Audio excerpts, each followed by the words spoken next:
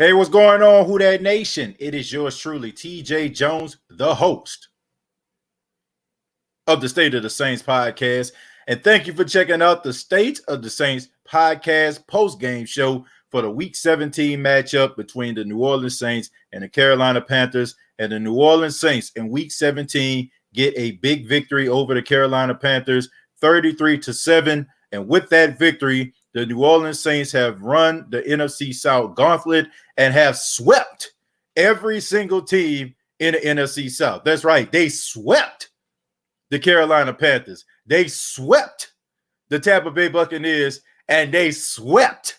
That's right. Swept the Atlanta Falcons. So with that being said, I think we can all agree that the New Orleans Saints are the best team in the NFC South. I don't care how many points Tom Brady is putting up with his cast of friends over there in Tampa. I can care less about the Atlanta Falcons, who are trying to find another coach and a personality of their own. And speaking of personalities, how is Carolina expecting to win with the Saints offense? I have not a clue. Hopefully they'll have a better chance next year. But for the fourth consecutive year, the Saints have the NFC South Championship. And for the first time in conference in division history, they have swept every single team. All right, so let's just go ahead and just make that very, very clear. Okay, all these teams in NFC South, all y'all can do is just sit back and hope that the Saints slip up. And not only did the Saints win Week 17, the Saints won Week 17 with some backup running backs. All right, running back by committee. And look, you can say whatever you want about the offensive line. In some situations, they deserve the criticism. But God dog, when you can get a guy off the street that was in a wide receiver room in Ty Montgomery and come out there and rush the ball 18 times for 105 yards, okay, that is something that is extremely impressive right there. So the Saints, I'm happy to see this because they're going to need this running game going into the playoffs when they take on the Chicago Bears, who we're going to talk about in just a second. Now, there was some heartbreaking situations that took place on today. One in particular is the Saints don't have the number one seed. The Green Bay Packers knocked off the team that the Saints are going to be playing next week in the Chicago Bears. So with that, the Green Bay Packers ended up getting the number one seed. But look, we've seen this movie before, man. The Saints had an opportunity to handle their own damn business, and they didn't do it. The Saints did not do it. When you slip up against teams like the Philadelphia Eagles, that's what happened. That is the reason why you could not afford to go out there and lose those type of games. You couldn't do it. So with that, the Green Bay Packers slid in front of the Saints, and they did not give it up, okay? I mean, that's what good teams do. They do not relinquish those opportunities, and Green Bay did not do that. So the road to the Super Bowl in NFC goes through Lambeau Field. So, I mean, the Saints are the number 2 seed, and I tell you this, Who Dat Nation, this is a good spot to be in because if the New Orleans Saints stay at the number 2 seed, there's a possibility that the NFC Championship game can still be in New Orleans. Okay, if the Green Bay Packers lose in a divisional round to a team like, I don't know, maybe the Seahawks or maybe the Rams or maybe even the Tampa Bay Buccaneers who beat them earlier, then that means that the New Orleans Saints could have an opportunity to play in an NFC Championship game. Look, let's go ahead and go over some of the things that we've seen in this game. First off, the Saints started off a little bit rocky in this game. Drew Brees, they were getting pressure on him and stuff like that. I was a little bit nerve-wracked about that. But they settled down, and you started to see guys start to make plays. People like Emmanuel Sanders, who ended up getting his 60 catches and getting a $500,000 bonus in the process. We see Marquez Callaway, man, basically catch a one-hand pass on the sidelines. That's pretty optimistic to see, man, especially going forward. The future is definitely bright at the wide receiver position between Marquez Callaway and Michael Thomas. Boy, I tell you that right now. I mean, and Marquez Callaway, he definitely deserving right now to wear that number 12 that was once worn by one of the best Saints wide receivers of all time, and Marcus Colston. The Saints running game picked up. They did a really good job. I don't know what happened with Tony Jones Jr. I also know that Taysom Hill left the game. Hopefully it doesn't seem like, hopefully it's not that serious. But the New Orleans Saints, they got the job done. On defense, they was getting pressure on P.J. Walker, as also with Teddy Bridgewater. They were able to get some interceptions, and they were using some guys that came off the practice squad. I mean, you look at Haley, he came off the practice squad. He had an interception, and he made a tackle to get the turnover on downs. People were kind of, criticizing the guy, which, how can you criticize a guy that was basically on the street, on the practice squad a couple of days ago, and you expected him to come out here and play like he Earl Thomas or Ed Reed or something like that. If he can play like that, he wouldn't be on the practice squad. But the guy was out there. He played it tough, and he did a pretty good job. J.T. Gray was out there making, some tackles and stuff like that. Ken Crawley had an interception. It was shock to me. I mean, but the Saints should have had way more than 5 turnovers in this game. So those opportunities that you're going to have to take advantage of going into the postseason. Janoris Jenkins could have had a pick 6. Malcolm Jenkins could have had an interception. Could have had 2 interceptions. Lattimore had his hand on 2 interceptions. So there's a reason why those guys play defense. I can tell you that. But the Saints, they really did flex their muscle. They started to get pressure on those guys. Carl Granderson stepped up. Trey Hendrickson had a sack early in the game. Marcus Davenport, look, dude is out there looking like a straight scrub. I'm not going to lie about that.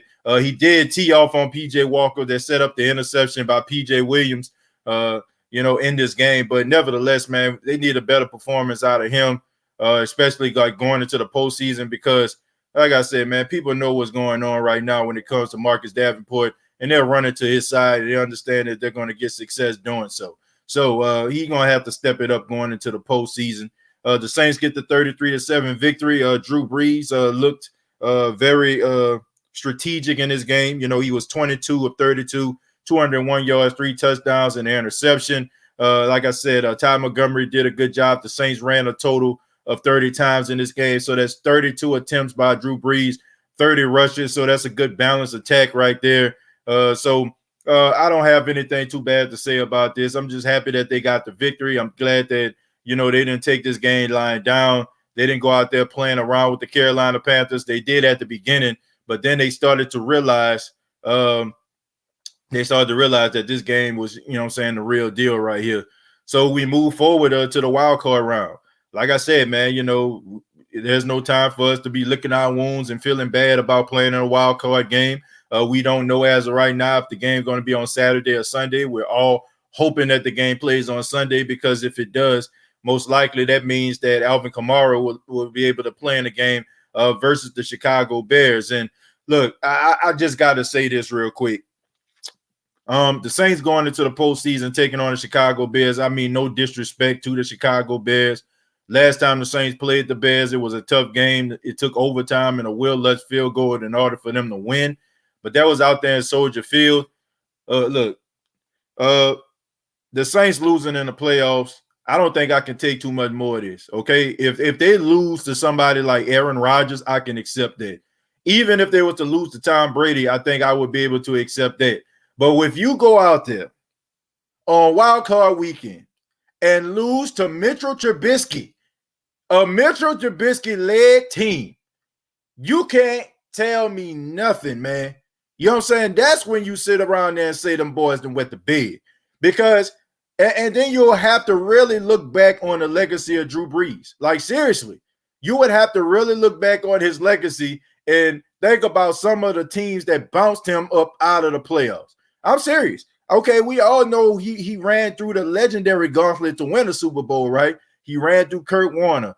He ran through Brett Favre, and he ran through Peyton Manning to get his first and only Super Bowl championship. But when you start losing to people like Case Keenum, when you start losing to people like Jared Goff, when you losing to people like Kirk Cousins, and then you throw in Mitchell Trubisky, my goodness, dude, like there's nothing that anybody can say, you know what I'm saying, to be able to argue and talk about you up in the top 10. People can legitimately take Drew Brees out of the top 10 based on the people that bounced him out of the playoffs. And look, now that we focusing on the playoffs, man, I'm serious. The Saints gonna have to go out here. They gotta prove some stuff to me, man. I don't want to see no first-round exits. Really, seriously, you are the number 2 seed.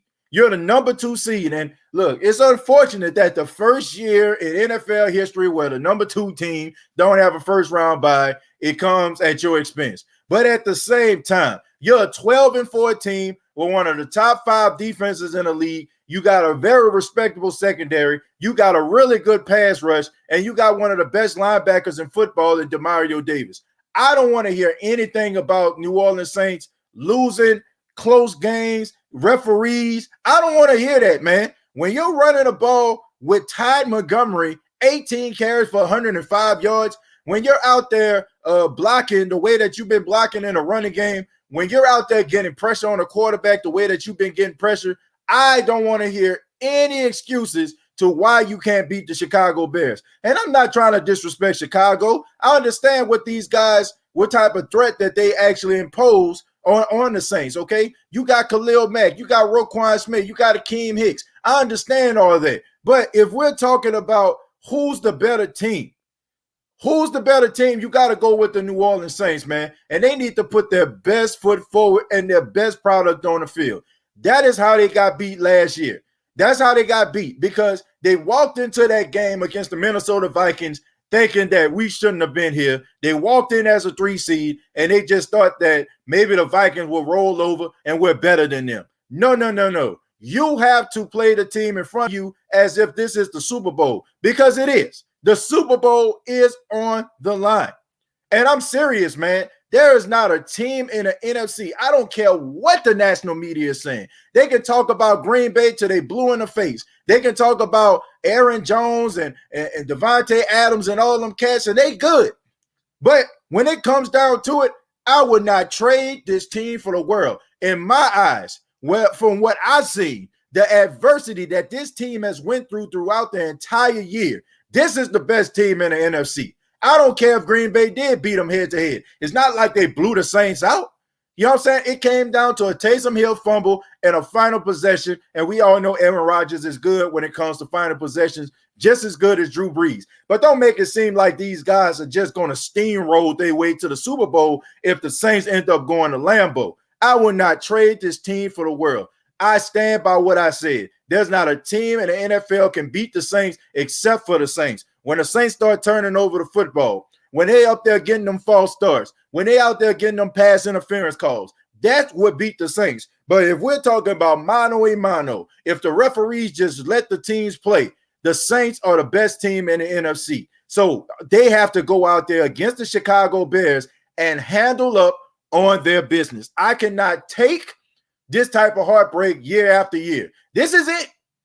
This is it, Who Dat Nation. I don't care what anybody says. You can talk about, oh, man, it's all speculation, man. Drew Brees didn't say he was retiring. Drew Brees is going to retire. Seriously. Drew Brees is going to retire after this season, Who Dat Nation. This isn't something that's wondering and people just out here speculating. He is gone. How many times have Sean Payton slipped up and said this in several interviews? How many times have guys even been talking as if this is Drew Brees' last year? This is it, okay? This is like Michael Jackson's documentary. This is it. After this season, Drew Brees is gone. You have to restructure your team. You got a whole bunch of guys on this team that are not going to be on this team next year due to the salary cap. This is your opportunity to get the job done. All of the heartbreak, all of the disappointments, all of the close but no cigars has led us to this point. That led us to this point that we are at right now. And if you can't beat Mitchell Trubisky and the Chicago Bears, you don't deserve to be in a postseason. You don't deserve to be in the playoffs, and you don't deserve to go to the Super Bowl. This is it, Who Dat Nation. This is it. This is it. I don't care. We can talk about Mary, talking about, I don't want to hear about hope and next year and how this team is structured. Bump all that. If the Saints don't win the Super Bowl this season, this entire 2017 roster and draft that they picked up, that was one of the best draft classes in all in the NFL, was a failure, straight up. Because there is not a team that has had draft picks like this, that have structured their team, has had this type of success with a collection of guys that they got in that draft in 2017. So the way that I see it, Who That Nation, you got to be able to step it up. You got to be able to step it up and handle your business, because if you don't, it's out. It's out. It's over with. Astro said, chill out with the negativity. Astro, you can, bruh. No, you chill out. I'm going to just leave it at that. No, you chill out.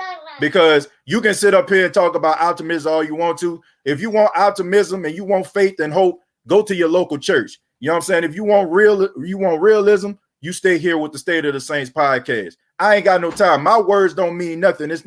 I'm not superstitious to a point where, oh, my words are going to radiate into the atmosphere and God is going to hear me and say, oh, you know what? That's exactly what's going to happen. Look, if you want faith, hope, wishing, and all that kind of stuff there, go to church. There's a church on every corner. If you want to be real, stay here in the State of the Saints podcast, because it's time out now for all the fake stuff. It's all the time out for, man, don't say that, man. You negative, or you a fake fan. You ain't real. I can care less what you say. I can care less about anybody up here talking about me being negative. If you want fake stuff, if you want phony, go to somebody else that they're going to tell you that the Saints going to go 16-0 every year and they're going to win every game. But if you want somebody real and telling you the truth, this is it. Straight up. If they do not win the Super Bowl or go to the Super Bowl, that 2017 class was the best class that won absolutely nothing. Straight up. Four division championships is cool, but what do you have to show for it? Hey, Juice, I think we will know after the Eagles and Skins game. Yeah, we'll find out the times of the playoff game.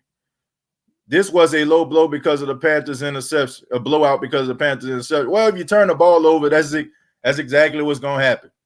Bro, we really lost 10 games in 3 years. Yep, lost 10 games in 3 years. And like I said, when you start looking at the accomplishments, it's you know, you wonder to yourself, like, how can they? Now we can go ahead and eliminate 2018. That was the biggest screw job since Shawn Michaels and Bret the Hitman Hart. Okay, that was a Montreal screw job. That was the Superdome screw job that they did in 2018. But for us to have these teams that we have structured over the past 4 years and have absolutely nothing to show for it, bruh, I'm telling you, it's a failure. You ain't being phony, TJ. You speaking nothing but facts. Oh man, look, check this out.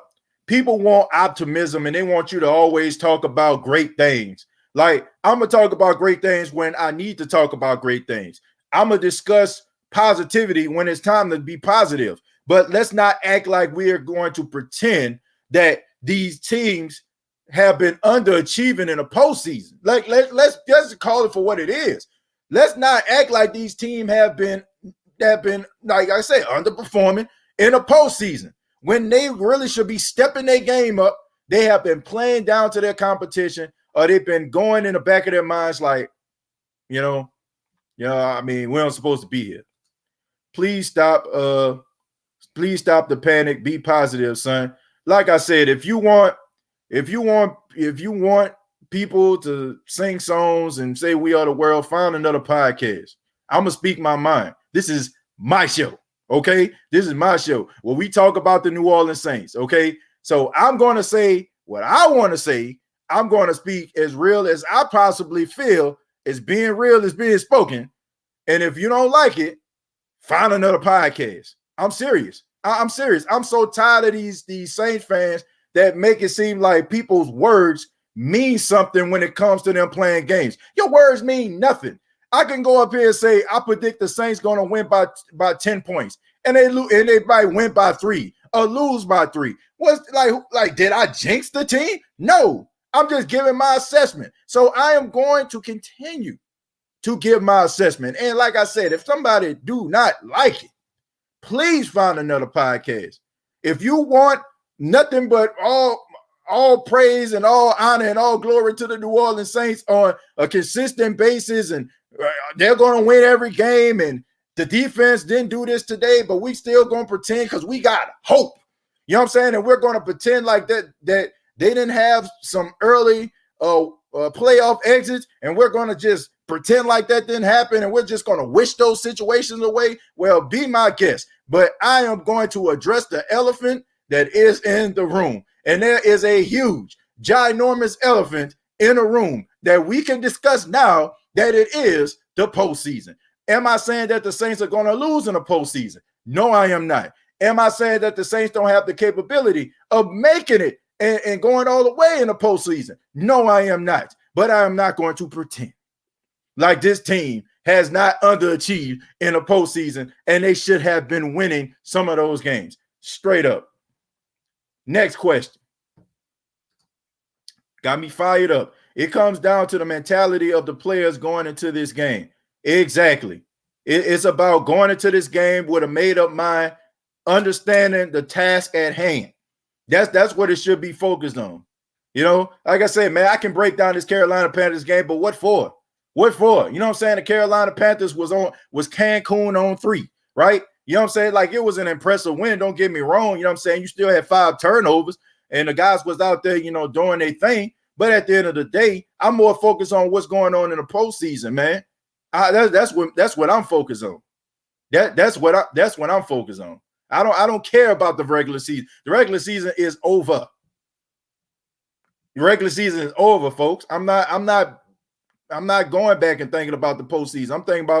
I'm not thinking about the regular season. I'm thinking about the postseason right now.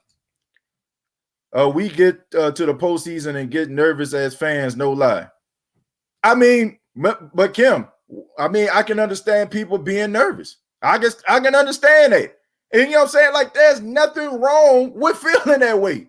That's the thing. Like, it don't make you less of a fan because you're nervous about what happened in the postseason. You don't think the Buffalo Bills fans back in the late 80s and early 90s, when it was going to Super Bowl after Super Bowl after Super Bowl, you don't think those people were nervous? They believed that the Buffalo Bills, it was going to be their year, but they still had a level of nervousness because of what transpired years, you know, the year before and the year before that.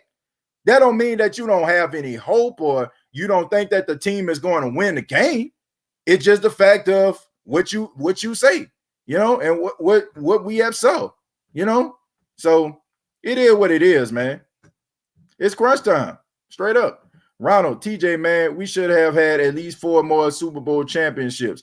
Look, we should have had at least 1 Super Bowl appearance. I'm gonna just call that, okay, in 2018. I don't know what would have happened 2017. Philadelphia was a pretty good team. I don't know. All I know is the Saints should have been in the Super Bowl in 2018. I feel like that was the best Saints team they ever had right there. But you know, besides obviously the 2009 team.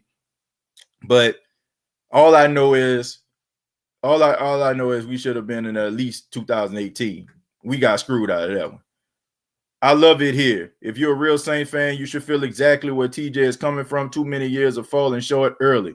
And Lee, this is what I'm saying. You know, I don't understand this whole concept of not wanting to address these things. Like, I don't know, man. My fandom is not defined by me not discussing certain things. Like, I don't define my fandom like that. You know what I'm saying? Like, I love this team. I'm emotionally invested in this football team. And I don't mind telling anybody that.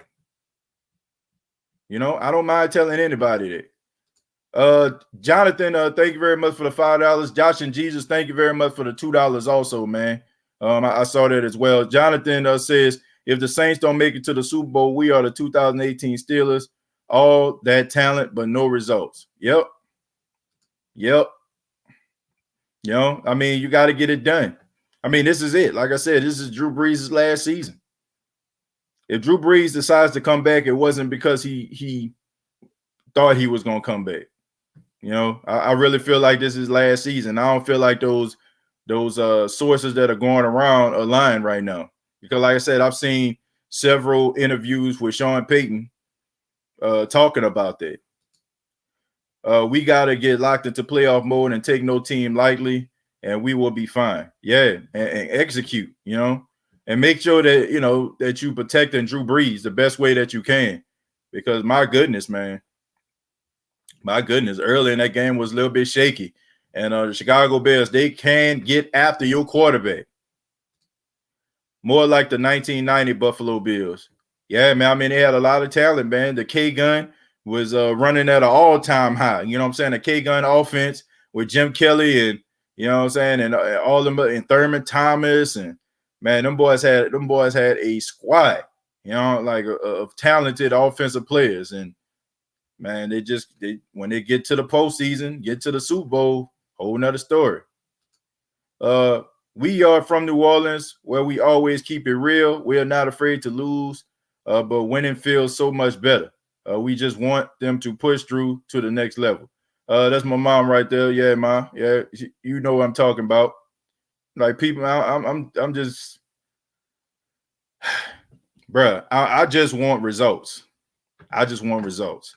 I'm about to open up the phone lines, let people call in. You can talk about the game. You can talk about the postseason. Hey, you can tell me how wrong I am about having this tape. The floor is yours. Link is in the chat. Please keep your comments to a minimum. You know, make sure that we get through everybody, please. So keep your comments to a minimum. We all know about the game. We all know about the X's and the O's, the Willies and the Joes. Okay, so if you if you want to talk about this game, if you want to talk about something else, feel free. Donald D, what's going on, man? What's going on? How you doing, man? So Good team win. Put it that way. Huh? It was a good win. You said it was a good win? It was a good win. Yeah, that was a good team win. A lot of guys came out the practice squad. They did what they were supposed to do. Yeah, I mean that's called coaching, man. We had like what 7, 8, 9 guys come out the practice squad. They do that. Like, come on, man. They give shout out to guys like what is it, Grant Haley? Right. Like, come on, man. That I'm impressed by that. Ty Montgomery, impressed by that. It was all around team one. Okay, that's what I'm telling you, it was good. And then the second time, we got 5 picks. When the last time that happened? Yeah, it's been a while, man. It's been a while. They had all those turns. 5 takeaways. Yeah, like I said, if they can somehow muster up this type of performance when it comes to getting those turnovers, being around the football in the postseason, then we should be fine. I stand by my statement, Donald. Like, you cannot lose to Mitchell Trubisky. I'm sorry, you cannot lose to Mitchell Trubisky. You cannot. Nope. Can't. That's a legacy killer right there. Like that your legacy losing to this dude. As much as you don't want to admit that, I will. Yeah, I will. If they lose to Mitchell Trubisky, that's a shot to the legacy of Drew Brees, Sean Payton, organization, and the rest of the team. I'll be half-assing, man. Right. I'll be all over the place. Yeah, man. So you were impressed with the victory, right? So, man, what are you looking for? Always. Yeah. So what are you looking for down in a postseason, man? What do you want to see? What do you want to see this team do? We're just gonna keep continuing to play hard, keep building. They gotta keep fighting. They gotta keep scratching. Gotta keep growing. Right. Can't quit. Right. This is the playoffs. We in the dance. We in the tournament. Right. And in the day, you probably didn't say it. Let's go get the Super Bowl. Yep. We can go get it. Why not? Yeah. Like you said, we're the better team. We had some of the craziest shit after football things. I'm talking about COVID, injuries. So overcame everything. What are we again? 12-4. Right. Yeah, 12-4. We're 12-4. Again, another winning season. 4 consecutive years. Right. Yeah, man. Yeah. I mean, I'm just happy with the victory. Donald, I appreciate it, man. Thanks for the call, brother. I appreciate it. All right.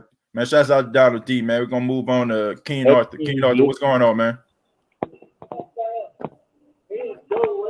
Kenyan Northern, you there? Yeah, what's on with you, bro? Man, what's going on, man? So what you got for us? Man, I'll tell you what I got for you.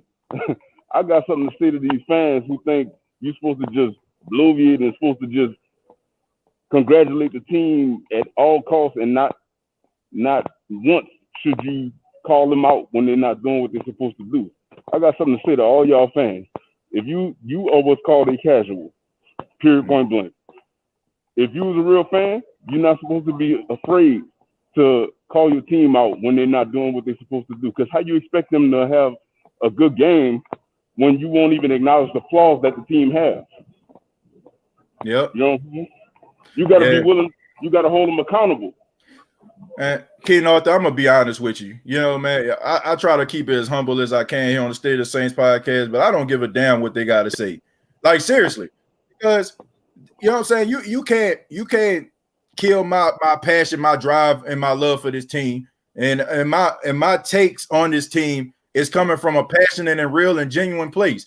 I don't just sit back and just wait to try to criticize this team. And in some cases, man, I'm very reluctant on some of my takes, man, because I know it could come back to possibly haunt me. You know what I'm saying? So I am very careful with some of the takes that I make. And I'm not, you know what I'm saying? I'm not sitting up here saying I got all the answers. But when people sit up here and just don't want you to expound on the obvious and the thoughts that are going in your mind, like seriously, like we're all thinking about what the Saints have done in the postseason. Like let's stop faking this. Let's stop acting like just because we suppress it inside or we don't say it out loud doesn't mean that we're not feeling it. You know, like stop it, knock it off. Yeah, we live in a world, bro, where people they only want you to reassure what they believe is the truth. Nobody want to hear the actual truth. Right. And if you say anything other than what the masses believe or a particular group believe, they're ready to throw stones at you, no matter how right you are. Right. Like I said, man, I usually don't have that take Kenyan off the bed, but like I said, man, I don't give a damn because, like I said, my loyalty to this team is not defined by me saying they're gonna go 16-0 and they're gonna win every single game and they lost to the playoffs, but I ain't gonna talk about that. What am I, Atlanta?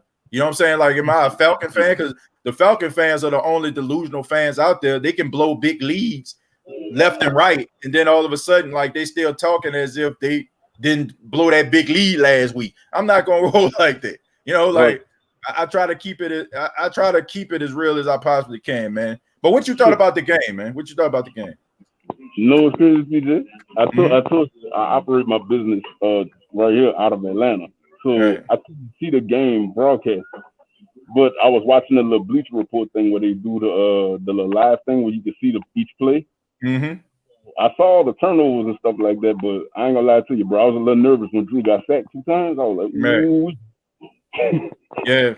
I mean, I was a little nervous. I was like, man, if they ain't gonna protect this guy, I said on Twitter, I said if they're not gonna protect him, just get him up out of there. You know what I'm saying? Get him out the game. You know what I'm saying? Like you need him. You need him going forward. You know. But hey, one thing I can say, bro, I do agree with you when you say this will be a shot to your legacy, bro. If you lose to Mitchell Trubisky, no disrespect to that man. And the Bears organization, they're a scrappy team and they don't quit. Mm-hmm. But no, you are clearly the better team, and you've been proving that. And we've been hobbled all season, right? All season, and we've still been giving teams 30 plus. Mm-hmm. And the commentators don't want to talk about that, though. All they want to do is make it seem like Tom Brady, Aaron Rodgers, and the Chiefs, who all 3 of those teams had the softest schedule in the league, including Steelers. They just make it seem like they're world beaters. Like they can't stop. Man, y'all winning against Atlanta. Watch, I bet you any money. Monday, they're going to make it seem like Tom Brady just did something amazing against the Atlanta Falcons. Come on, man. Yeah. It's the Atlanta Falcons, dog. Yep. Man, I'm kind of over that point right now. I just want them to win. I don't care if it's by a field goal. I don't care if somebody slip on a banana peel, a fan throw it in the middle of the field by mistake, and somebody slip while they chasing somebody. I can care less. Just win. That's all I care about, man. I don't care what the score is. You know what I mean? You know, like they say, man, close is what, horseshoes and jacks or something like that. I don't know, man. But you know, like I just want them to win. I don't care how they win. I'm over like I'm over like look, it's all about winning at this particular time of the year, man. Right. Hey, TJ, check this out. Yeah, man, that's nice right there, man. Did you drew that?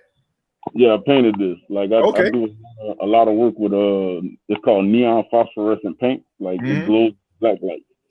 Okay. And, a lot of people like this type of stuff, man. I'm gonna wait till we off the air, but I'm gonna message you about an event I got that's probably coming your way. Yeah, man. You need to link up with my big brother EJ too, man. He was a visual arts major at Dillard, man. He that's right up his alley right there, man. He's done art shows like all throughout New Orleans and stuff like that. Really good artist, man. So you need to check him out too. I know he loved that type of stuff as well, man. Absolutely. But hey, bro, as far as the playoffs concerned, bro, I don't take no team lightly, bro. You need to play the Bears as if they're the Chiefs. Right. And I ain't scared of them, but come with that same energy. Like, bro, we about to put hands on y'all early. Right. Yeah, you got to handle your business, man. And Kenyan Northern, man, thank you for calling in, man, and I appreciate your take. And, man, good luck with everything that you're going out there, man. Make sure that you hit me up, man, about the art and everything like that. Absolutely, TJ. I got one more thing I want to ask you, though. Is Zach Bond want to get more snaps now that Quan is out? I seen him a lot today, man, and I mean he was he was helping out in the run stopping and stuff like that. He looked pretty good out there. He was flying around the field, so that's pretty optimistic to see. You know what I'm saying? To see Zach Bond out there making plays. So I think we're gonna see him. I think you're gonna have to see him, man, because he got to be in that rotation. Okay, cool, man, TJ. I'm gonna get at you later, bro. Who that? All right, who that, man? Take it easy. Man, shouts out to Kenyan Northern. My mom is just texting me talking about I'm coming off as harsh. I don't think I'm being harsh. It is what it is. We not up in here trying to sound nice. We trying to be passionate about what we're talking about. I apologize if I sound harsh, but so what? The truth hurts. What's going on? Hey, what's going on, TJ? How you doing? I'm doing okay, man. What you got for me? Yeah, I agree with you and King Arthur. Like, if these people want to live in fairy tale worlds, because clearly that's what we live in. People don't want to hear the truth. Let it be. I mean, me and my family, think you're doing a fantastic job, and I appreciate it, man. What you do with the State of the Saints podcast. But this is what I want to say.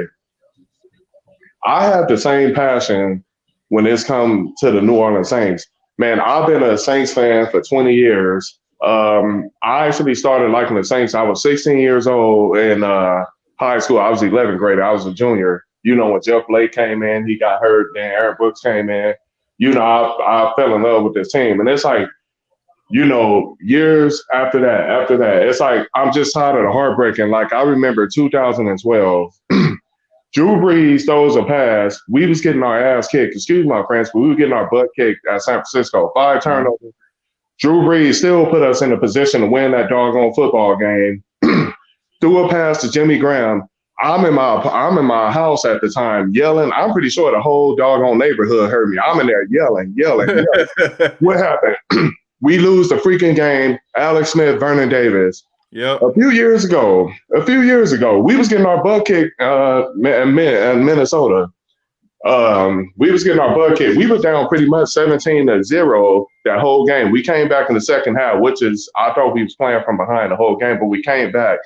When when Brees threw that pass to Alvin Kamara when he got in, and then, Minnesota drove up got a field goal. We got back and field goal. 4th and 10. Drew Brees completed a pass. I believe it was to Willie Sneeze, and then put us in field goal range. Will Lux hit the field goal. I'm in this apartment here in Las Vegas, dribbling my little 50-cent ball. You know that you win out the little machines when you go to the grocery store. Right. I'm telling my wife, I'm happy as hell because I was like mad the whole game. We getting our butt kicked. Right. I'm dribbling that ball in the parking lot. Oh, yeah, we finna go to Philly and win. Because I had a feeling we was going to go there and beat them, too. You don't come back from a 17 deficit for nothing. I believe we had what it took, went to Philly and won. We would have won, too. What happened? A doggone Minneapolis miracle. I'm just tired of the heartbreaking against the Rams. Well, we know they cheated, but I thought we didn't play well. Shouldn't have never even came down to that if Sean Payton would have ran the doggone football. But it's like all these people, coming at you, talking about you being, this and that. No, it's not about that. It's like when you look at this New Orleans Saints football team, all we see is talent. We see playmakers all over the doggone football field. And it's disappointing more than it's hurt us when we going home before February, we on our couch looking at the Super Bowl, looking at other teams play when it should be the Saints in there. Putting a whooping on somebody in the Super Bowl because we have the talent. Right. It just sucks. I thought we played good. We didn't have no running backs. But another thing I want to say is this before I let you go, because I know you got to go to work and I know you got to But these young men on our team, like Kamara and all these guys, they like to chill. I mean, I know you want to have your fun, but hey, you can't forget you are professionals too. It's like we gonna need these guys on the field. If we gonna make this run at this chip, we gonna need every ounce of blood, every ounce of sweat. We gonna need all these guys to be on a, I mean, I know you want to party and this and that, or be around your homies and all that. Okay, fine, but we just got to do things more professional because, especially the way how it is this year with this COVID-19 crap, and and if you get it, you got to be away from the team for 10 days until you something like that. But like you said, it's Super Bowl or bust this year. I mean, if we don't get it done this year, it's a disappointment. I mean, I don't care what no one says. It's a disappointment because it's gonna be like the fourth time, So we really have to get this done this year. I'll say now. Plus, we owe it to Drew anyway because this man didn't care. And I know I was critical of him the beginning of the season, but I've been a Drew Brees fan, and I think we need to do this for him because I know this is last year. So we gotta do this for him. Yeah, I think he deserves it. I'm tired of hearing about Aaron Rodgers, Patrick Mahomes, Tom Brady, and I think those guys are fantastic. But Drew deserves a lot of love too from the media, and they don't want to give it to him. I don't know what the hell that's all about, but anyway, I think we can shut all that up if we can just bring this Lombardi Trophy back to New Orleans where it belongs. Yeah. I mean, you make some very interesting points, and everything I say is out of passion. You know what I'm saying? I never just want to go at anybody. The point where I just get riled up is the fact when my passion is being questioned. I don't like that type of position. But I'm not going to do anybody a disservice by not telling you how I feel, especially like what's going through my mind. Because I don't want to shortchange anybody, and if it does come off as if I'm being full of myself or arrogant or something like that, I apologize, but I don't never really mean it like that. I feel the same way you felt. I mean, I know exactly where I was when some of those heartbreaking losses took place. Losses that, in my opinion, should have never happened. So it is in the back of your mind, and you do want the Saints to be able to get over that hump, but you don't want to be like, naive to the fact. I hope you're not. But the truth is, man, I appreciate it, man. Thank you so much for your story, and thank you so much for your support, man. I appreciate it.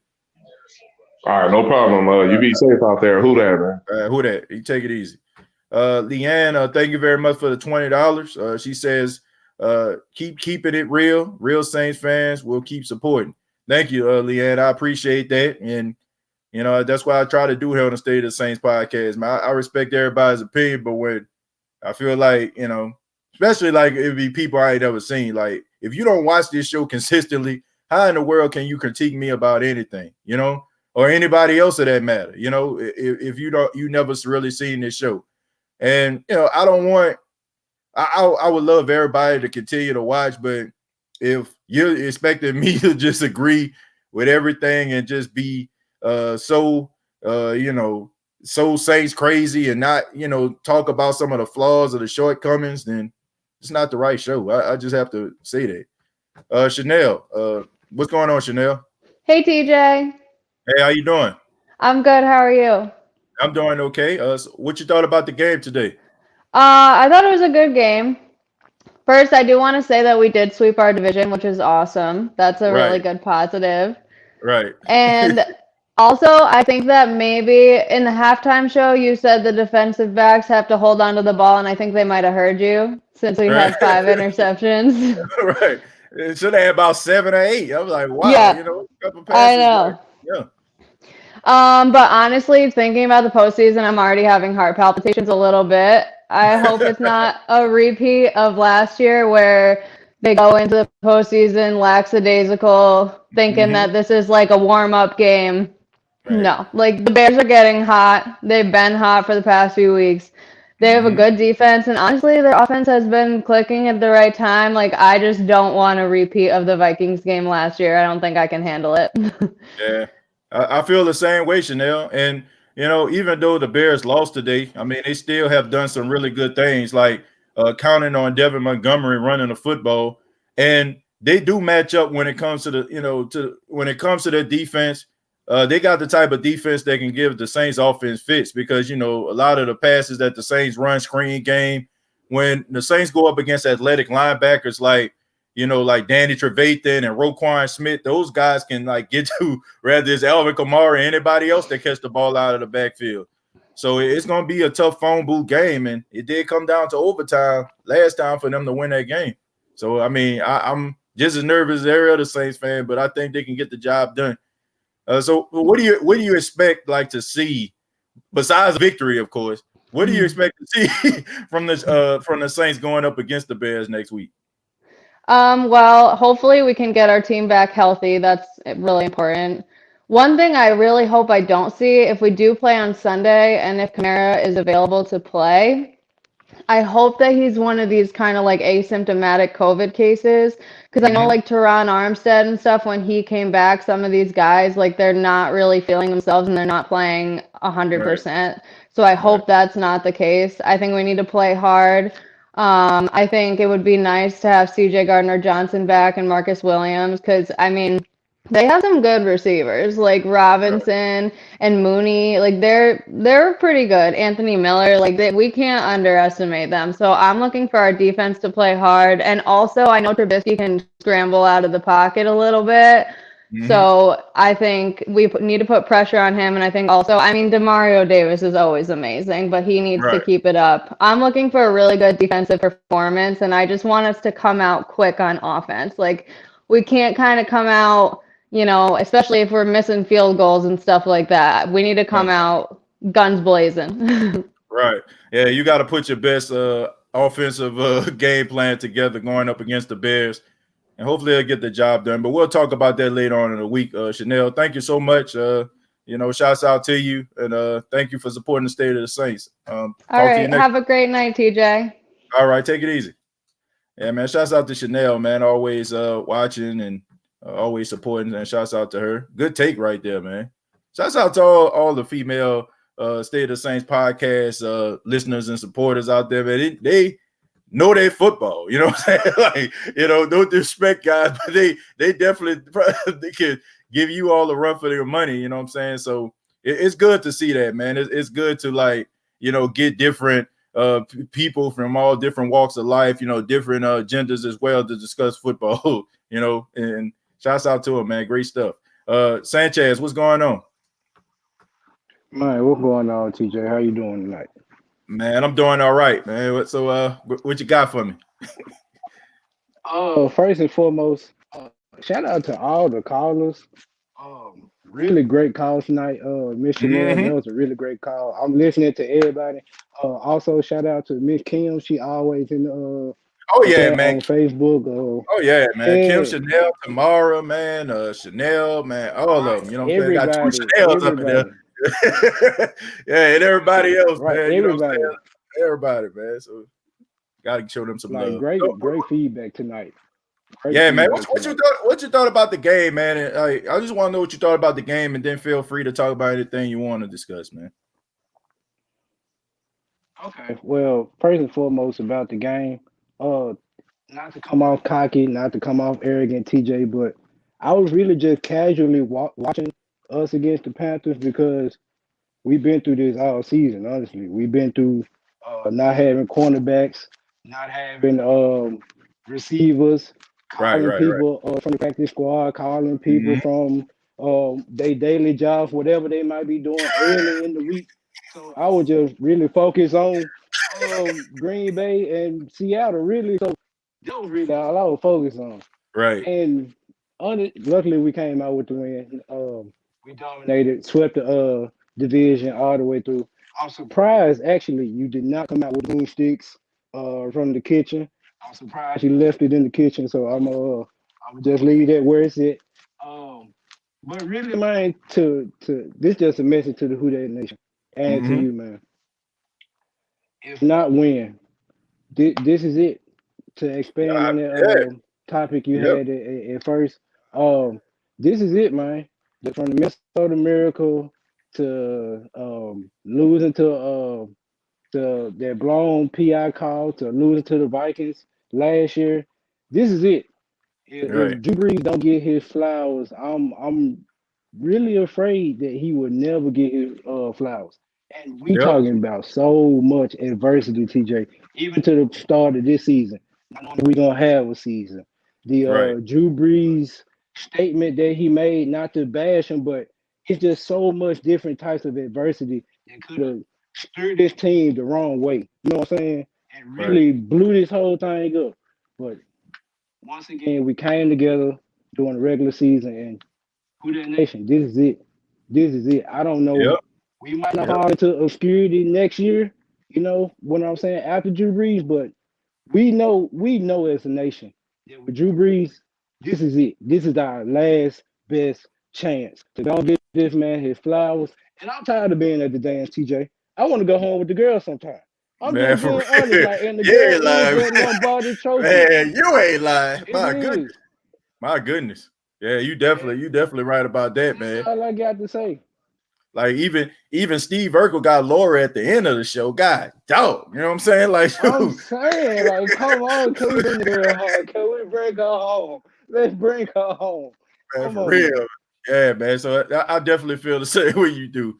Sanchez, thank you so much for your comments, man. I really do appreciate it, man. Yeah, man. Yeah, I feel it, man. Let's get the girl home, man. Let's take her home. Let's take her home, man. Let me read a few of the comments real quick before we get started. Brandon says, I want to be blowing them out by halftime as possible. Look, I just want them to win. I just want to win, you know, and not have a heart attack in the process. That damn Saints fan, NFC Elite South in the house. We dominated this year. Yeah, they can't really say too much of nothing.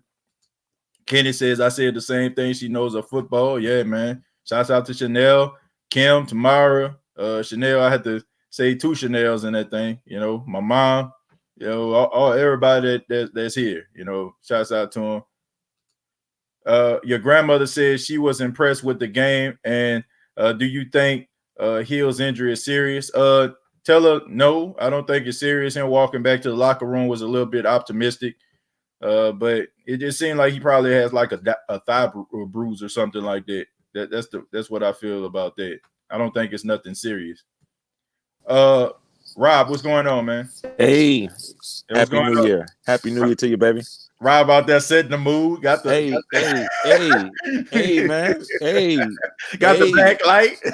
Happy New Year, everybody. How y'all doing? What's up? Red cupping it out here, you know. Hey. So what you think, man? So what are your comments about the Saints, man? I really I spent the moment after the game came to an end to just reflect first and foremost, because like you, like people who are listening, man, I can remember the days, y'all, where we were hoping up to the last second that somebody would buy the remaining tickets so we could see the game on TV.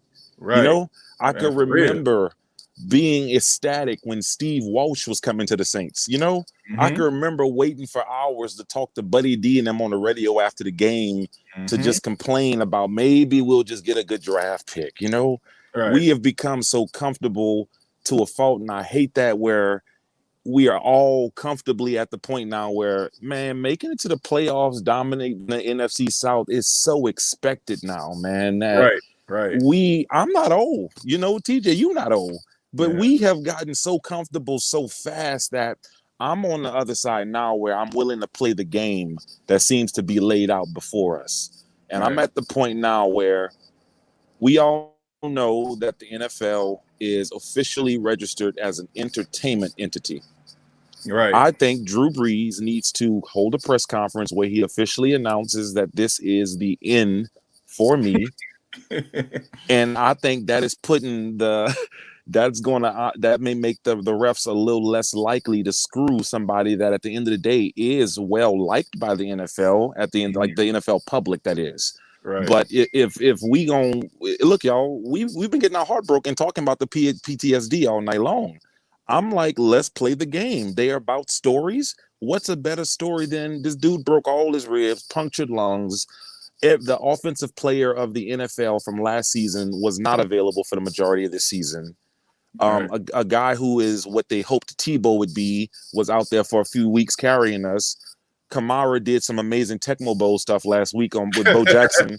And I think we should play the game, man. That's what I think going forward. He needs to announce it so that it's known, and then maybe they're less likely to screw us, man. It hurts. It hurts. Right. It hurts so much. But regarding today's game, I give props again to Sean Payton, what he was able to do. We couldn't feel too sorry for us because how we whipped up on Denver when they didn't even have a quarterback. Right. I'm hoping. Oh, have they officially announced, TJ, if we're going to play on Sunday? If they did, I don't know. I think I seen somebody say that we're gonna play on Sunday. I'm not sure how legit that is. Okay. But I haven't heard anything yet. My concerns as far as next week is Lutz. I don't know what's going on with Lutz. Oh, yeah. Lutz was something that I would get up and walk off after a touchdown. He was that automatic. I didn't have to stay and watch and hope. Right. What is that about? So I don't know. He's an unexpected problem. Really, I was not prepared for that, but I'm nervous about Lutz because of the quality of teams we're going to be going against for the next 4 weeks. Hopefully, the next 4 weeks, where we can't afford to miss any extra points. Hey, my bad, man. My wife was wondering why she gotta bring me the broom. You know what I'm saying? I had to bring the broom. Oh, yes. That's sweet. Oh yes. Oh yes. That's sweet. Okay, man. My bad, man. Okay, she was just wondering. She's like, why you need the broom? Okay, yeah. Excuse the background noise if y'all happen to hear that, man. There's a train not too far from here, but I hope y'all can hear me okay. I won't be much longer. Lutz, okay? I'm hoping that Lutz can figure out what's going on, man, because that doesn't make sense. Hold on. Sorry about that, guys. Nah, it's all good, man. It's all good. Look, it's my hope that Davenport actually reminds us that he was a first rounder next week. The last time we had a rookie show out in the playoffs in Chicago was when Reggie Bush went off and did that fleur-de-lis into the end zone after throwing that move on Urlacher. I know y'all remember that. Yeah, I'm hoping that we get a reminder from Davenport why we gave up the picks for him. What better way to show us than when we play him next week in the Dome? That'll be good. I'll be hoping for it.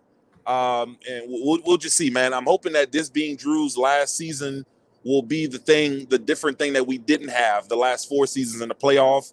That wasn't a thing that we had. People we'll get him next year. If you thinking now there is no next year, that's something that we didn't have. That's an edge that can play in our favor. The fact that we can legitimately say there is no next year with Drew. So we have to put it all out there. I hope that plays off in our favor. And to you, TJ, regarding the haters, I want you to remember, bro. Remember this. This is for you, dude. Yeah. Eagles don't care about ants, bro. Right. Eagles don't care about ants, bro. You keep doing your thing, man, and you're not even hearing the bull. You hearing us telling you keep doing your thing, bro. We appreciate it, man. Thank you. Man, I appreciate it, man. Thank you so much, Rob, man. Like I said, man, I mean, look, I feel like this. There was a time when nobody really, cared about what I thought. You know what I'm saying? And you all have made this show what it is, man. So I'm very happy and fortunate because of that, man. Thank you, Rob, man. You take it easy. Have a great evening, y'all. Salute, man. Hey, Red Cup and celebrate, y'all. We didn't swept them. Man, got that sweet, man. You got you set the mood and everything like that, man. Hey, it is actually my solo bachelor party, man. Me and my queen are tying a knot tomorrow, man. Somebody celebrating solo. Man. Congratulations, man. Put them rings in the comments, man. Shout out to Rob. Hey, thank you. It's a beautiful thing, man. It's a beautiful thing, man. Black love, man. You know it. I appreciate it. Hey, you have a great evening. Who that? You take it easy, man. Who that? Man, shouts out to him, man. Beautiful thing, man. Man, tying the knot. I want y'all to tie that knot. I'm going to pray for you. And I want you to hold on to God's unchanging hand like he did Joshua in the battle of Jericho. I love Gilligan. Get off the island, Lord. All right. Brandon said Davenport will have to play better if he wants to stay with the Saints. Yeah, he gonna have to do something, man. You got to play a little bit better than what he's been playing. Casey, my guy, says, I hope Drew gets his second Super Bowl. Last chance, TJ. But like every other fan, I'm scared to death. History will repeat itself. They take the playoffs lightly, and they fail again. Well, let's hope that doesn't happen, Casey. But shouts out to Casey, man. Always coming through with the comments, inboxing your boy. Man, shouts out to you, Casey, man. Got Chosen on the line. Chosen, what's going on, man?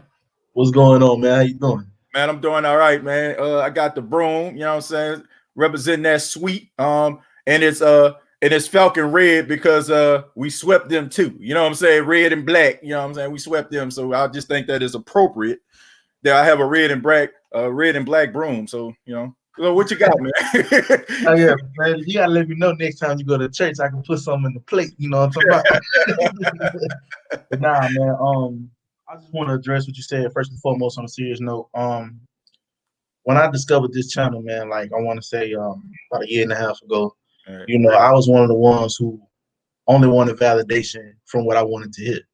And I can honestly say I didn't get that from you. So the first few shows, you know what I'm saying, I didn't badmouth, but I just said, man, I was saying some of the same things, man. He kind of critical. How can you call himself a fan? And then when I sit back and I look and I'm like, nah, like homie's just passionate. You know what I'm saying? Like at the same time, you're pissed because not what they doing is because you know what they could be. You know what I'm saying? When you see all that talent, and it just irks you to death because you know what somebody's made of. You know they potential, how far they can go, and they piss it away. Excuse my friend, but they joke it away and they take it for granted. And when it's gone, you know, now you sitting back saying, "Oh man, I could, I would have." It's too late for that. Yep. It's too late for that. You got to take advantage of the present right now. You know what I'm saying? You got to take advantage of the moment right there. There is no tomorrow. You know what I'm saying? And which brings me to my point with this game, man.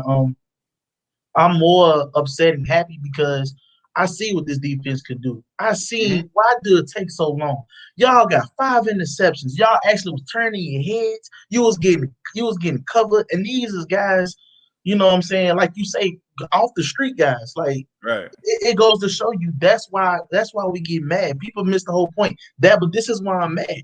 And every time they score and get an interception, you be like, you see what I'm saying? I knew you had this in you all along. Yep. You know what I'm saying? You had this in you all along. You know what I'm saying? And that's what I'm pretty much hoping to take into the playoffs, man. Like, it's not too much I take away from this game, but just more reflecting. I look at this game and I looked at the season and I'm like, bruh, y'all, that goes to show me there's no excuse why y'all can't get to the Super Bowl. Look how y'all played without starters. Look how y'all played without first rotation guys. Like, it goes to show you, it pisses you off, bruh, because you know what y'all have. And you be like, where was this when we needed it? Like, y'all show this at the very critical times and sometimes in meaningful games. You know what I'm saying? Like, they show this in times where y'all was supposed to bench show it, you don't show it. But now when it's kind of meaningless and you can't gain nothing out of it, when it's a long shot, you know, who knows if we've been playing like this, what would have happened earlier? Maybe 15-1, maybe 14-2, maybe home #1 seed, you know. But now you gotta play with us. Now you gotta wonder and imagine, you know. But all in all, I'm proud of this team, man. Davenport, I'm done with him. I'm done with Davenport after this game. You know what I'm saying? Because I see how Carl Granderson come in and get 2 sacks and 3 hurries and get to that backfield off a few plays, and I watch Davenport big behind play this whole game and get worked by an outside receiver and a tight end, and whiff on the tackle. So Davenport, y'all can do what he want with him. I say you can package him with. I'm on my GM stuff. I believe I'm trying this out on Madden, see what I can come up with. I think we could package him, throw in Traquan, and maybe throw in Pete and a first-round pick, and you know I think we can get maybe save Joe Burrow. You know what I'm saying?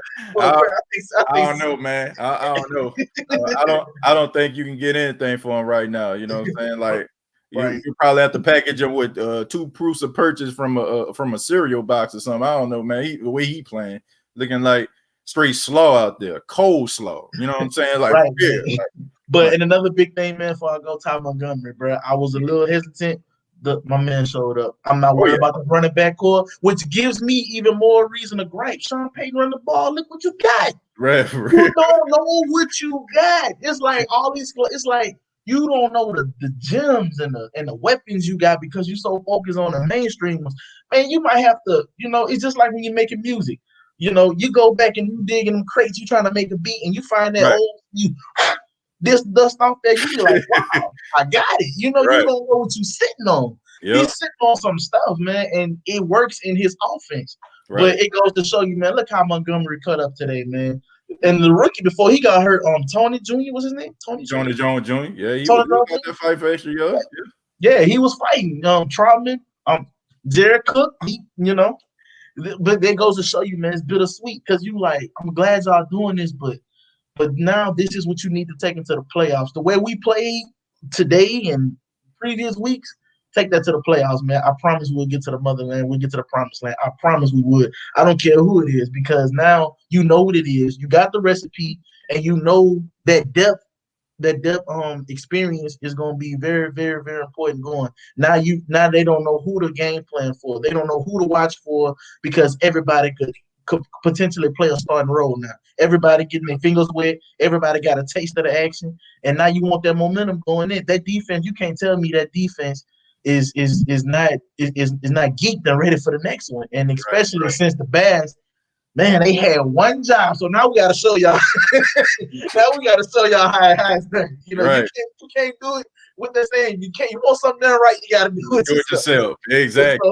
So the Bears definitely gonna feel some of that. They couldn't look out. Okay, bet. So now we gotta show y'all how it's done. But I'm proud of this team, man, for what they showing. If this is Drew last hurrah, I mean, great season, man. I mean, what else could you say? It was a good season. We won't send them home with a Super Bowl. And TJ, man, just keep being who you are, man. Because like I said, man, I've grown just watching this channel. You don't know how much this channel I use into my everyday life, man. Make me become a better person, a better man, a better fan. And it's like, I appreciate the criticism because as a man, that's all we need, especially coming from areas where we come from. You don't want everybody. You don't need a pat on your back. Sometimes you need to get right. You know what I'm saying? Sometimes you just need to get right, and as fans, man, I feel like if that's not what you want, then maybe this is not the podcast or the channel for you, man, because I want to go where it's real every time. I don't want nobody to tell me what I want to hit. Tell me what I need to hit because you only hurt me in the long run when you do that. So, you know what I'm saying? So I appreciate you, man, and I'm going to continue the show, man. I appreciate you for letting me on and rant, you know what I'm saying? Have my little few moments, Look, man, I appreciate you being on here, man, and also checking in every single week. And, man, you already know, man, like not many people, you know what I'm saying, like, you get a little glimpse of my personal life as well. You know what I'm saying? So, so you're always a solid dude, man. You've been rolling with me since, day one, and I appreciate that, Chosen. You take it easy, man. Sir, man. As long as you keep it real, I'm alongside you, man. I appreciate you, brother. All right, take it easy. Yeah. Yes, sir. Yeah, man. Shouts out to Chosen, man. That's just who I am, man. I don't mean to offend anybody, but I love the Saints. Very passionate about this team, man. Like very passionate. Anybody that knows me, knows that how much I love this squad, and that's the whole reason why I started this show. And I think there's a reason why, when I started doing podcasts, a lot of them didn't work out because the topics that I was talking about, I wasn't really passionate about it.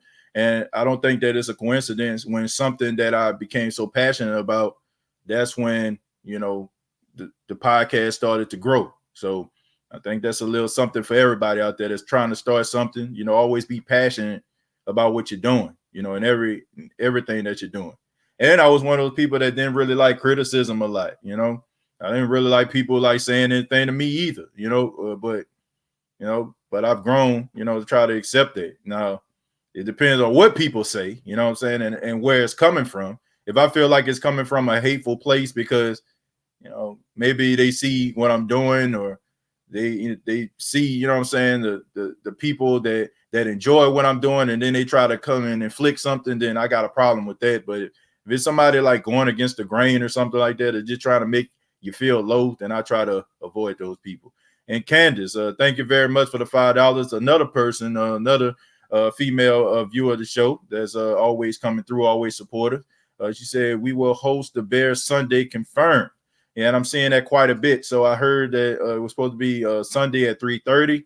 So I'm seeing a lot of people saying 3:30, 4 o'clock Eastern. So hopefully that's the case. That's good because that means that if everything goes right with Alvin Kamara, he should be ready to rock and roll. So that's a positive right there. We're going to go to Jaron. Jaron, what's going on? Jaron, are you there? What's up, man? Hey, how you doing? Yeah, can you hear me? Yeah, I can hear you. I'm doing good, bro. I'm doing good. All right, so y'all were talking about the postseason or the playoffs and everything, man. My question is, what do you think the quarterback situation is going to be like next year? That's what I'm really, really curious about.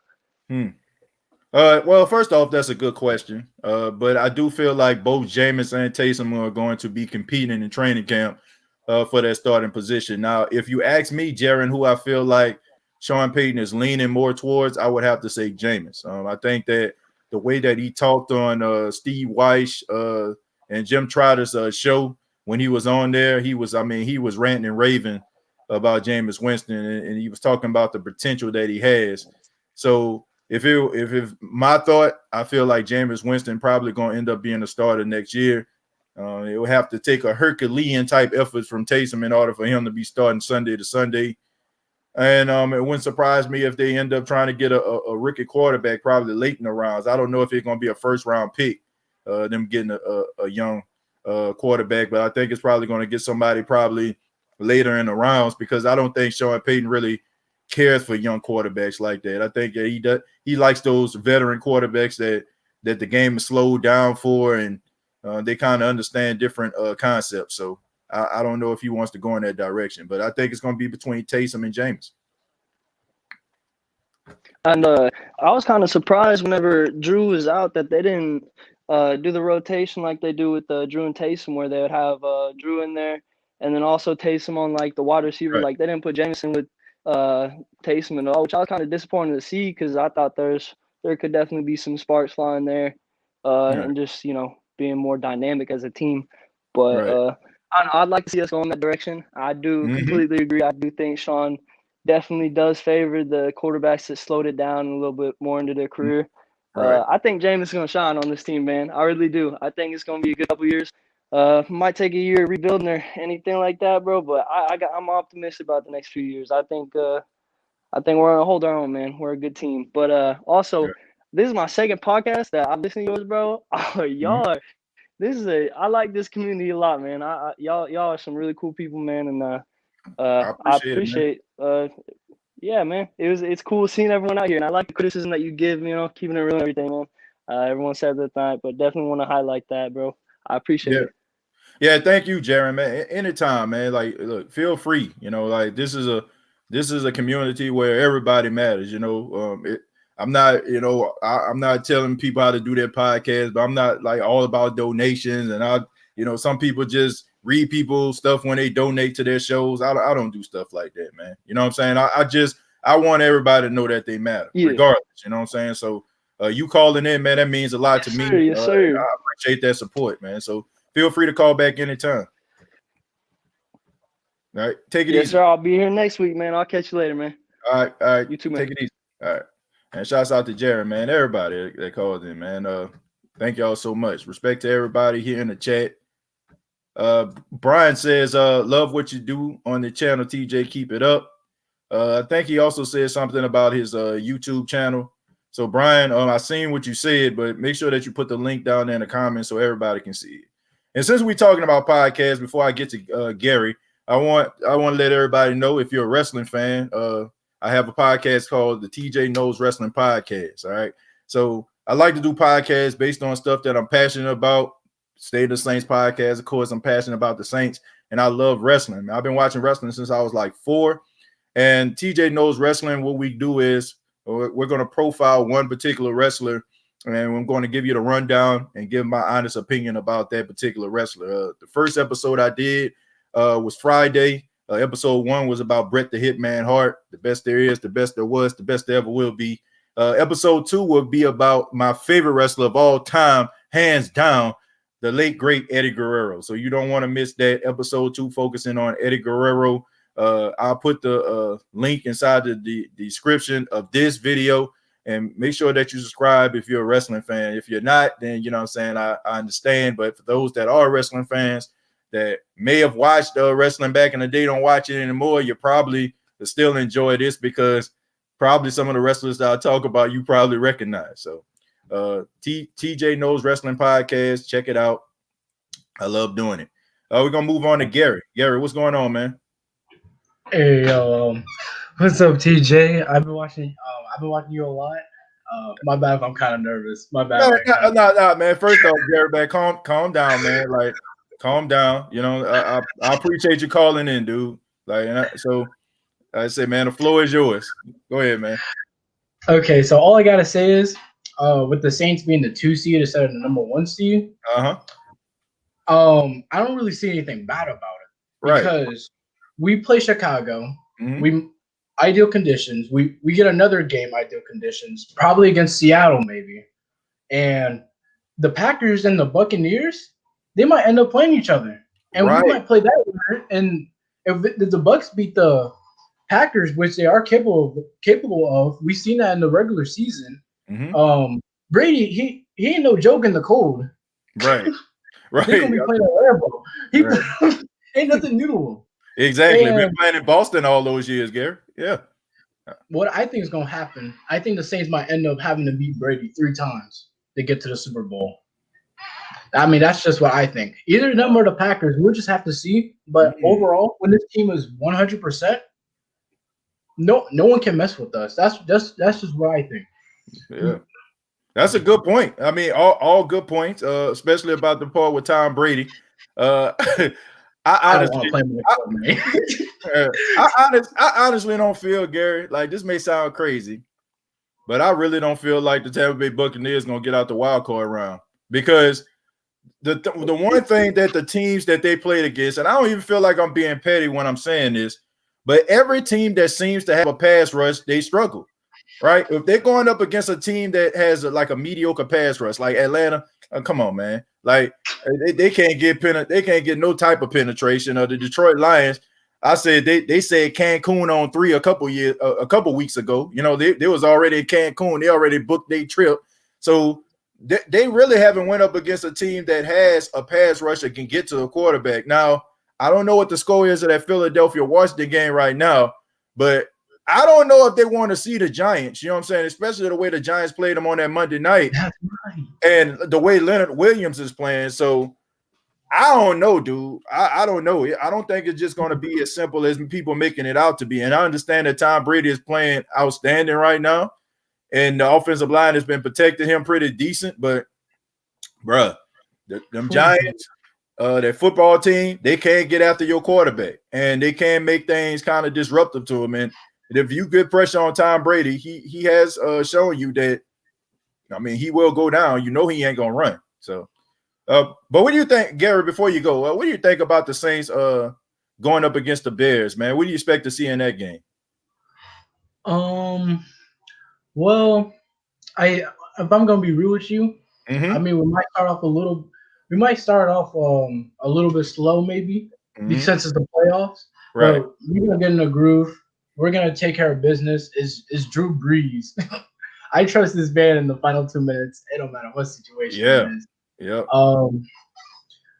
And C.J. Gardner-Johnson and Javon Wims. Just the Saints and the Bears, ever since the first time they played the regular season, right, this year, I expect some fighting.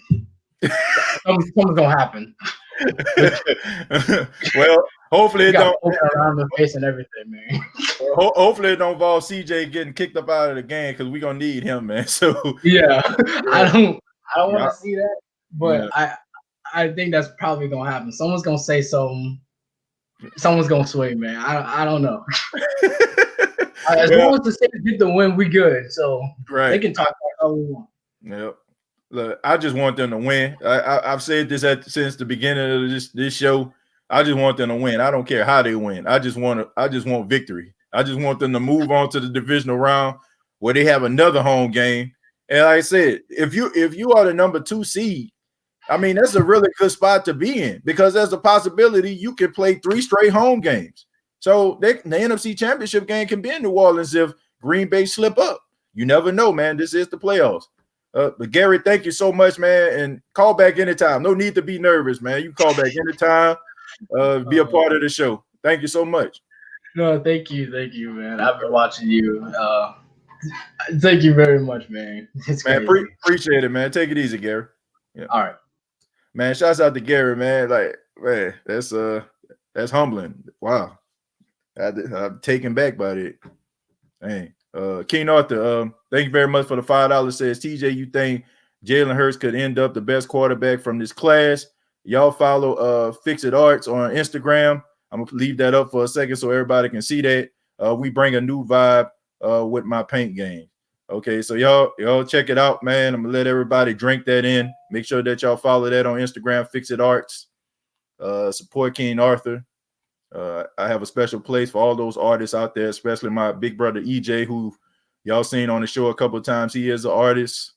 He does really great work, and so shouts out to all the artists out there, and make sure that y'all follow Fix It Arts on Instagram. Terrell says Washington 10-0. Okay, like the football team looking like they trying to get to the postseason, and I'm just happy, man. Shouts out to Ron Rivera. Everybody know what he's going through this season, so hopefully they can go ahead and get it done. Bears will try to get people thrown out with talking smack. Well, they can try, but the Saints just got to be the more disciplined team. Ghostface, Mr. Optimism, says, "Hey TJ, any word on Taysom Hill injury?" No, I'm pretty sure it's a thigh bruise, man. I'm pretty sure it's gonna be a thigh bruise. Good caller, yeah, Gary, man. Shouts out to Gary. Like, man, that was a humbling phone call right there. But I'm just happy, man. Like, I don't want anybody to feel nervous about calling in. I understand people, they have several people that actually watch the State of the Saints and never call in, but don't ever feel like you can't call in, Ghostface, thank you very much for the $5. Said, TJ, can you give my State of David Ruffin podcast a shout out?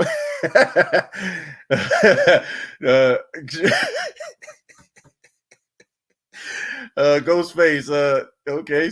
Special shout out to Ghostface Grillers, State of David Ruffin podcast, because we already know there's only one David Ruffin, and without him, y'all just a group in search of a David Ruffin.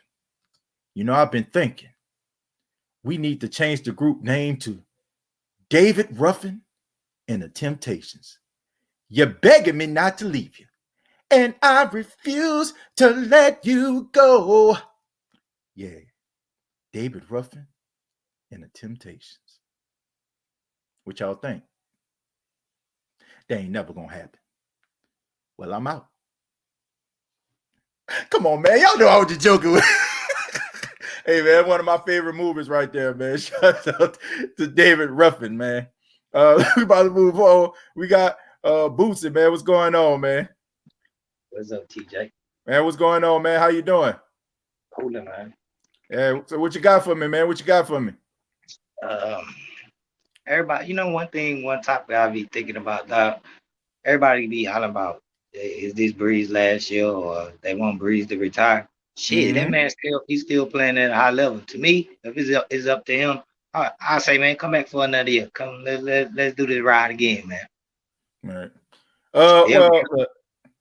But he got to stay true to himself, Boosie, and when you're a 41-year-old quarterback and you get 11 broken ribs and you got 4 young kids at home and you got a wife, it does put things into perspective, man. And look, I love Drew Brees as well as the next man, but I don't want to see Drew Brees leave a broken down shell of himself. And they're all whispers right now, Boosie. They're all whispers, man, where people are like being very critical of Drew Brees' play.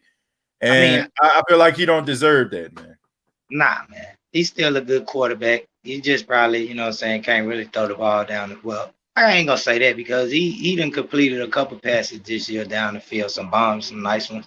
I just feel like sometimes he be hesitating because he know that his arm might not be that strong no more. So if he throw the ball real deep or something, it might get picked off. So sometimes he hesitates. That's why he kind of check it down. I be seeing that a little bit too. But at the end of the day, man, he played good today. We was down a whole lot of players. Albert Kamara, hopefully he'll be back next Sunday. Right. Hopefully he come back. Deontay Harris, Chauncey Garner. They coming back. Like, that was the best thing that happened, Boosie, that this game is being played on Sunday. See, it gives Alvin Kamara opportunity to check with his doctor. And if he just so happened, to not to have any of the symptoms and, like get a positive test, he can be back. He can be back for this game, and so can CJ Gardner-Johnson. Now, if this game was on a Saturday, then we wouldn't have had those guys. And Michael Thomas is going to be removed off the COVID list. COVID list, the IR. He gonna play. Deontay gonna play. Patrick Robinson, who already off the list, I'm pretty sure he's gonna play. So that's a plus to have those guys back in the lineup, man. Because we're gonna need them. We're gonna need them, man. We're gonna need them in the long run. And another thing, I hope that whoever we play, we don't take them real like lightly and go up in there and stink up the joint, because the last couple of years I feel like we got home field advantage, or we was at home and we just was relaxed, or we feel like the team just gonna bow down. Them teams gonna give us their all, they're gonna give us their effort, because they ain't trying to go home. It's win or go home. Point blank, period. Ain't no next week, ain't no the week after that where you go into practice and you got to go to your locker and you got to clean out your locker because it's time to go home. It's win or go home, man. Point blank, period. That should be the topic on everybody's mind. Whoever thinking about, oh, this next week or we got the week after that. No, you gonna have Sunday at, I think, about 3:30 or whatever, and whenever the game ends, hopefully we come out with a W, because I'm just tired of the past couple years. We get to the playoff. Yes. Yeah, dog. That shit heartbreaking. That's all I'm thinking about, man. That is all I'm thinking about. I ain't gonna lie to you. I'm just glad they're in the postseason, but bro, I ain't gonna try to lie. Like, I'm sorry, man. I wish I can fake it to make it for y'all, but I can't. You know what I'm saying? That's in the back of my mind. I can't take. Look, if they go out there and they play as hard as they can and they end up losing this game, I think I can accept that. But if I see fumbles, interceptions, guys not blocking like this week one, like, I'm gonna be like, bruh, I don't know. I don't know. I can't take that. I can't, bro. I can't do it. Man. I don't know how I'm gonna react, or I know I'm gonna be mad if anything goes down like that. Hopefully it doesn't. This a new year, this a new team. So hopefully those years of heartbreak, they learn from that and they don't want to feel it, because the Who Dat Nation, we be hurt, bro. We be hurt for a long time. And I know they're gonna be hurting too. You know what I'm saying? I don't think we can hurt more than them, especially them knowing that they got a good team like that. But Booster, man, thank you so much for the call, man. I really do appreciate it, man. Take it easy. Already. Thank you, TJ. Who that? Who that? Man, shouts out to Booster, man, calling in. And special shout out to Be Kind, being extremely kind. Thank you very much for the highest donation in State of the Saints podcast history. $50 donation says, I feel spoken words, JT chosen, and callers, thank you for staying true to you. I learned so much as I listen. False Gap, NOS, how we play right, wrong. Dad taught me the love of Facebook. We went to New Orleans Saints first game. No, he said I love of football. Excuse me, not Facebook. Love of football. Went to the New Orleans Saints game. Love to your mom and family. Yeah, man. Shouts out to my mom, man. Thank you so much. Be kind for the donation. $50, man. Unbelievable. That's the highest donation I ever got on this show at one time. Kenyan Arthur, thank you very much for the $5. Says David Ruffin, y'all can't do me like this. Hold on, I didn't want to rip that page. Y'all can't. Hold on, I gotta move this. Y'all can't do me like this. when he ripped up that paper that said he got fired, y'all can't do me like this. I can see Leon practicing that in the mirror. TJ, you going home for Mardi Gras? I know you're New Orleans local, but gotta ask. Nah, I don't even think they're having Mardi Gras this year, to be honest with you, because of COVID. But nah, bro, I can't do that, man. I can't go to no super spreader events. Okay, I can't roll with the super spreaders. You know what I'm saying? Like, until this thing dies down, I'm pretty much close to the hip. Javi, thank you very much for the $5. And I'm gonna put the link in the chat for Jared Poore, because Jared Poore is gonna be the last and final call that I take here tonight, because we're gonna go ahead and end the show. So it's only right that we end the show with the OG of the State of the Saints podcast. So I'm putting the link down there for Jerry to chime in, get his thoughts on the game and get his spiel in, man. The OG deserves his time. Okay. Mooney and Robinson, I think Mooney is definitely going to want to play, because didn't he go to Tulane? And him coming back to New Orleans, I know that's going to be a plus for him. Pick Sick Blog World also get some love because that is my big brother EJ. Negative on the Mardi Gras this year. Yeah, I gotta admit that. Yeah, that ain't gonna fly. And I hope that you ain't going, EJ. Hope you ain't going out there, bro. Just chill, man. We don't need no super spreaders around here. RJ says, TJ, you doing the show tomorrow? Depends, man. Like, look, we're in the process of moving right now. Like we want to be moving into our new home next week. So I don't know. I don't know just yet. I mean, we're doing some packing. We're trying to do some things to try to get ourselves prepared. So don't know if I'm going to do a live show tomorrow. Might do a little something. You know what I'm saying? Probably going to be something that's pre-recorded and premiered like how I've been doing this week. And I do apologize. I know people be looking forward to doing the live streams, but that's what my priorities are right now, man. We got to get that done. I ain't trying to be waiting towards the last minute or anything like that. Anybody that moves knows, man, it's a process, and you try to get yourself packed up early so you don't have to deal with some of those things you have to deal with. Jerry, what's going on, man? What's going on, TJ Jones, the host?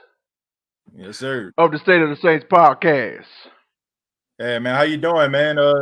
Yeah, man, I'm gonna give you the final word of the night. Last call that I'm gonna make. Chris and Davey, I apologize, man, but I have to end the show after Jerry here. You're gonna have to cut it. I actually have to work. I have to go to work after this. So well, TJ Jones is just like that song Vanessa Williams sung back in the 90s. You can only save the best for last. So I'm glad I'm the last caller for tonight because I have the final word for tonight. Yep. Yeah, yes, sir. Oh, before I get into the aftermath of this game, shout out to everybody that's in the chat. I love you all so much. I hope y'all New Year's starting off with a big bang. As long as also with the Saints winning big up in Charlotte over Carolina, 33-7. I'm sorry, I was a little disappointed. I was disappointed that we didn't get the 1 seed. But I'm okay with the second seed, so it's better than dropping low. Right. So and I'm sure that everybody heard that next Sunday we will be playing Chicago in the Superdome in New Orleans on CBS, I think / Nickelodeon. I'm like, wait a minute. Nickelodeon broadcasting the Saints. Wait a minute. Wait, you're not talking about Nickelodeon. I'm like, what?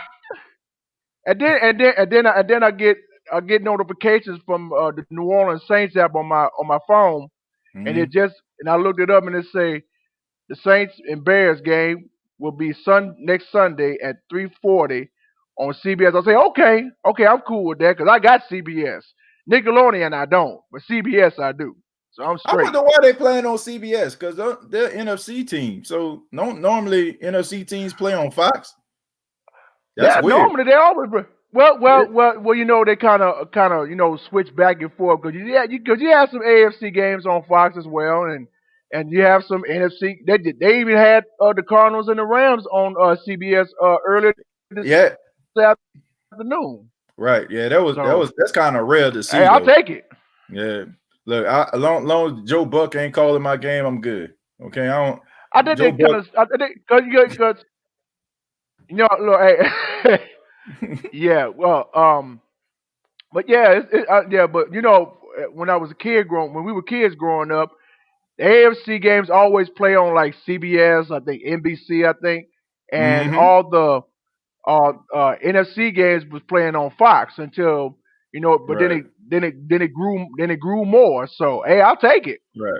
Right.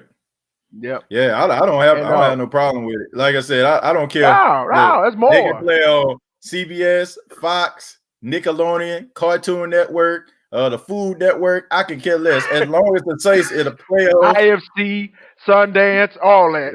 Right, exactly. Shoot, the old network. Oprah can call the game all I care. Look, as long as the Saints in the playoffs, I can care less, bro. That's just the way I feel about it. There you go. That part right there. Mm-hmm. And also, I was looking in the chat. I think it say that I think Pittsburgh and Cleveland playing on NBC / Peacock. I think it's Saturday night. I think at 7:15, if I'm not mistaken, or it was Sunday. So, Right. but I look at the new the schedule, the playoff schedule, what it looked like after I get off. But that's what I'm looking at. But us, we playing on CBS next Sunday, so I'm cool with that. So hopefully, prayerfully, Kamara will be back for this game. Hopefully, yeah, hopefully, him man. and Murray and the rest of them. Right. We definitely gonna need on OG in order for them to beat the Bears. The Bears, like, look, they're a tough team, and I'm not looking past them. And hopefully the Saints don't. But Jerry, thank you so much, man. Thank you for calling in. Thank you for chiming in, and really you're more than welcome. And one other thing before I get off, congratulations on your move. I wish you and the family well on your move to your new house and everything. My blessings to you, my brother. Man, and thank you, also to shout out to all the callers that called in, like Chanel and whoever else that came on there. That's on the line with the Talk Saints football with you. Shout out to everybody that came on the line. I love each and every one of y'all. Shout out to everybody that's in the chat, because without you guys, the OG wouldn't be where he be today if it wasn't for y'all. Man, so for I real. thank God for each the Saints podcast eat too, man. You know, like, I appreciate everybody. Real talk. Yes, sir. Yes, sir. So, but we're gonna talk more later this week. Yeah, man. And hopefully we shout out to your wife and hopefully we shout talk out to your wife and Pac-Man too, bro. Yeah, man. Appreciate it, man. I'll let them know, man. Thank you so much. Oh, you're more than welcome, TJ. Yeah, who that? For life. Man, shouts out to Jared Porter Jr., man. Like, seriously, man. Hopefully we talking, you know, because the Saints then went deeper and deeper into the playoffs. Let's go ahead and read a few more comments, and then we'll just roll up out of here. TJ says, just have your heart monitor ready. Yeah, definitely. We all know that those Saints games, my goodness. Ian Mackey says Sunday. Malcolm says Sunday. Y'all sound like the monster truck rally. Now Sunday. That's all I'm seeing now. Ghostface says Ernest Facts. TJ Skyzilla. Y'all ain't lying though. It's verified. Saints on Sunday. We love the OG. Yeah, man. Shouts out to the OG. Shouts out to everybody that called in. All the first-time callers, long-time listeners. You know, thank y'all so much for being a part of the State of the Saints podcast. Marcus says you're the best podcaster, bro. Who that? I appreciate that. Thank you so much. Thank you for making this show so fun to do. Brandon says, I wonder if the Saints would be willing to keep Quan after this year. I would. Ray says, when the Saints win the Super Bowl, I can hear people saying, oh, it's because Brees were retiring, so it was the NFL gift to the Saints. I can care less. They can gift wrap it, put it in a gold bowl to me. I can care less. Look, a championship is a championship. The Saints win this week. It's the best win out of everybody, 33-7. Yeah, it was a pretty dominant win. Bad Girl 310 says the way this team is built, they should be destined to win the Super Bowl. If they don't win a Super Bowl this year, they don't deserve it. No excuses. And we're gonna leave it on that note right there, because I mean, I can just hit a word period. You know what I'm saying? Like that's just the truth. My final thoughts on this game is very, very simple. The Saints did what they needed to do. They only could control what they could control. Didn't work out in their favor getting that number 1 seed, but you do have the number 2 seed, which is the next best thing. You have to go and you have to beat the Chicago Bears. Okay, the Carolina Panthers. You were supposed to beat them because you're a better team than the Carolina Panthers. So you getting that victory was impressive. It was impressive to see Ty Montgomery go out there, who mostly played wide receiver with the Saints, and went out there and rushed for 105 yards. It was impressive to see those 5 turnovers, regardless to, who was throwing the football. It was impressive to see those guys getting those turnovers. It was also impressive just to actually see the offensive line push guys back, in order to create lanes for Ty Montgomery.